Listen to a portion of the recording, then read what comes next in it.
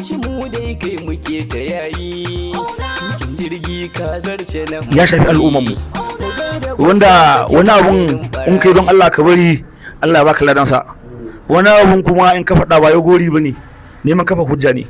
Amma dai wanda suka sani na ga muku sun sani, wanda suka sani ne kuma sani za a ji labari akai. Amma yanzu magan da muke muku yanzu haka ko sana'a da muka dauko daga Abuja masu koyon sana'a na hannu kuma mutane suna yin Allah da. Kuma wani suka firin jaya mu mutanen gunduma mu ne nan. Yawa to saboda haka wannan ɗaya daga cikin burin mu na shine ba mun ce mu fa kowa iyawa ba, amma muna da burin kawo dan wani sauyi a samu sabani bisa ga abin da aka kafa a baya. Ba shakka kowane al'amari ne daga tushe ake yi. Duk abin da ya tushe ya rasa matsaya ko gini ne. To saboda haka ita wannan shugabancin gunduma abu ne mai muhimmancin gaske, mai karfin gaske. Inda a ce an bi tsarin demokradiya inda ta kafa ta, ba wanda ko dujan ya fita tafi wakilcin mutane wallahi ba zai kuka ba, saboda wannan gunduma su da karfi a kansa. Kuma duk wani tsari da za a yi akwai a ciki. In matasa ne akwai shugabancinsu wanda zai maka jagora za kan kowane matashi. In mata ne suna da shugabansu wanda za ta muku jagora za kan kowace mata. Akwai tsarin shugabanci wanda za ta bashi dama ya zama kowaye da ya zama memba na wannan jam'iyya shi ya zo nan ofishin. In bai zo da kansa ba da ya zo, tun da yana da karfi ya sa ya kira ja masa da ya zo. Hakan da sa jami'a shan hada da su dole ne, ko a zo wannan ofishi a fita ko a dauke ku a jirgin sama kai ku je ku fitar da su, amma dai dole ne saboda haka duk mutumin da kuma ya rena mafari ya rena kansa.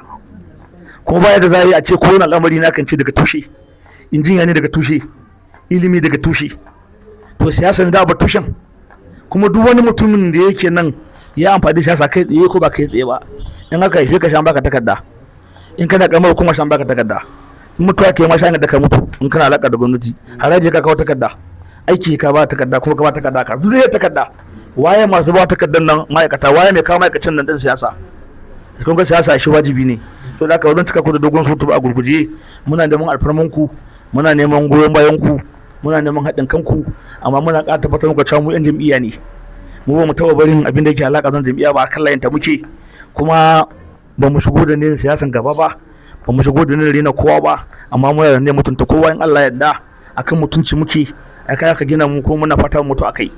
Saboda haka za mu yi sasarin ta mutunci, ko muna buƙatar mu ga in Bauchi local government ta tafi kar ta ƙara waye shi da bi ta kawai.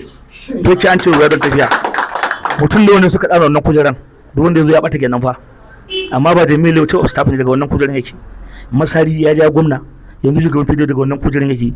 Wanne ne aboci wanda da albarkacin wannan kujeran ya kafu ne ya iya cire alfarma mutane, ne ya kai mu ko ida ko wajen gwamna ko wajen shugaban kasa, wane ne a Bauchi local government?